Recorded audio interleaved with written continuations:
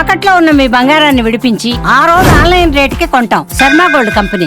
28 రోజులు సరిగ్గా ఆ 28 రోజులే అజిత్ పవార్ ప్రాణం తీశాయా? ప్రస్తుతం దీని మీదే చర్చ జరుగుతోంది. మహారాష్ట్ర రాజకీయాల్లో ఒక శకం ముగిసింది. డిప్యూటీ సీఎం అజిత్ పవార్ ప్రయాణిస్తున్న విమానం ప్రమాదానికి గురైనటువంటి వార్త దేశం మొత్తాన్ని కూడా ఉలిక్కిపడేలా చేసింది. అజిత్ పవార్ మరణం వెనుక ఉన్న సాంకేతిక కారణాలు సంచలనంగా మారుతున్నాయి. ప్రస్తుతం విమాన ప్రమాద దర్యాప్తులో విస్తుపోయే నిజాలు వెలుగులోకి వస్తున్నాయి. ఈ ప్రమాదానికి కేవలం పైలట్ తప్పిదమో వాతావరణమో మాత్రమే కారణం కాదు.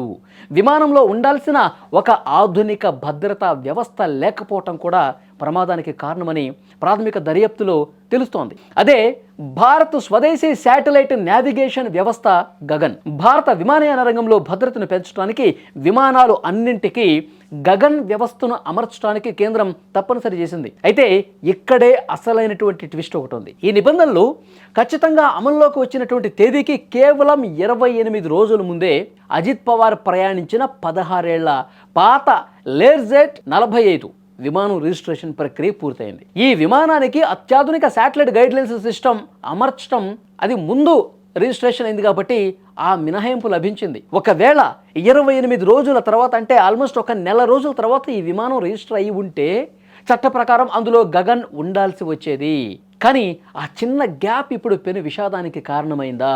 బారామతి వంటి చిన్న విమానాశ్రయాల్లో అత్యాధునిక ఇన్స్ట్రుమెంట్ ల్యాండింగ్ సిస్టమ్ అందుబాటులో లేదు. చిన్న చిన్న ఎయిర్పోర్ట్స్లో ఇలాంటి వ్యవస్థ అందుబాటులో లేదు.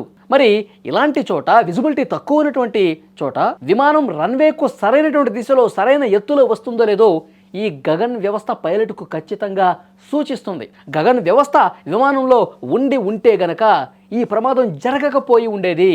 సో డెఫినెట్గా ఎక్కడ రన్వే ఉంది, విజిబిలిటీ ఒకవేళ లేకపోతే విజిబిలిటీ వచ్చే వరకు టైం ఇచ్చేది, వేగాన్ని కూడా నియంత్రించేది, సరైన దారిలో విమానాన్ని పెట్టే వ్యవస్థ ఈ గగన్. ముందు రిజిస్ట్రేషన్ కావటం వల్ల ఆ నిబంధనలు అప్పటికి లేకపోవటం వల్ల గగన్ అనేది లేదు కాబట్టి ప్రమాదం జరిగింది. ఇది కూడా చాలా సీరియస్గా జరుగుతున్నటువంటి చర్చ. నిన్నటి ప్రమాద సమయంలో పైలట్లు రన్వేని సరిగ్గా గుర్తించలేక గో అరౌండ్ చేశారు. అంటే ల్యాండింగ్ సాధ్యం కాక గాల్లో చక్కర్లు కొట్టారండి. రెండోసారి ల్యాండింగ్ ప్రయత్నించినప్పుడు రన్వే అంచున విమానం కుప్పకూలింది. నిపుణులు చెప్తున్న దాని ప్రకారం ఒకవేళ ఆ విమానంలో గగన్ వ్యవస్థ ఉంటే పైలట్కు రన్వే పొజిషన్ గురించి 3D సమాచారం లభించేది. ఈ ఘోర ప్రమాదాన్ని నివారించుండేది. కేవలం 28 రోజుల వ్యవధిలో ఒక కీలక భద్రతా నియమం నుంచి తప్పించుకున్న ఈ విమానం చివరకు అదే సాంకేతికత లేక ప్రమాదానికి గురి కావటం చాలా బాధాకరం. ప్రస్తుతం ఏఏఐబి అధికారులు ఈ కోణంలోనే సాంకేతిక ఆధారాల్ని సేకరిస్తూ ఉన్నారు. ప్రతి ఒక్క విషయాన్ని కూడా చాలా క్లియర్గా క్షుణ్ణంగా పరిశీలిస్తూ ఉన్నారు. అసలు విజిబిలిటీ లేకపోవటం కారణమా, ఉండాల్సిన వేగం కంటే ఎక్కువగా వేగం ఉండటం కారణమా, రన్వే మీద సరిగ్గా దిగకుండా రన్వే కంటే ముందే ఎందుకు విమానానికి సంబంధించిన చక్రాలు వచ్చాయి, నేలను తాకాయి, ఆ వేగంలో రన్వే మీద లేకపోవటం వల్ల ఒక్కసారిగా పక్కకి ఒరిగిపోయి తునాతునుకలై బ్లాస్ట్ అయిపోయి మొత్తం అందులో ఉన్న ప్రయాణిస్తున్న అందరూ కూడా చనిపోయినటువంటి పరిస్థితి ఉంది. సో ప్రతి ఒక్కటి కూడా చాలా క్షుణ్ణంగా అబ్జర్వ్ చేస్తూ ఉన్నారు. ఎందుకంటే సెకండ్ గ్రేడ్ టౌన్స్లో బారామతి లాంటి ప్రాంతాల్లో, ఎందుకంటే అతిపెద్ద సిటీ కాదు, సెకండ్ గ్రేడ్ ఎయిర్పోర్ట్స్లో ఇన్స్ట్రుమెంటల్ సేఫ్ ల్యాండింగ్ వ్యవస్థ అనేది ఉంటే గగన్ లాంటి వ్యవస్థలు విమానంలో కూడా ఉంటే ఈ ప్రమాదాలు తప్పేవి.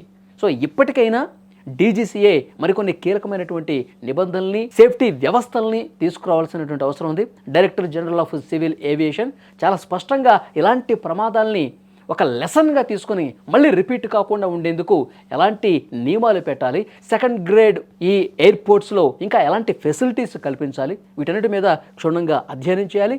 ఆ రిపోర్ట్ని భారత ప్రభుత్వానికి పంపిస్తే కనుక ఇలాంటి ప్రమాదాల నివారణకు వేగంగా చర్యలు తీసుకునే అవకాశం ఉంటుంది.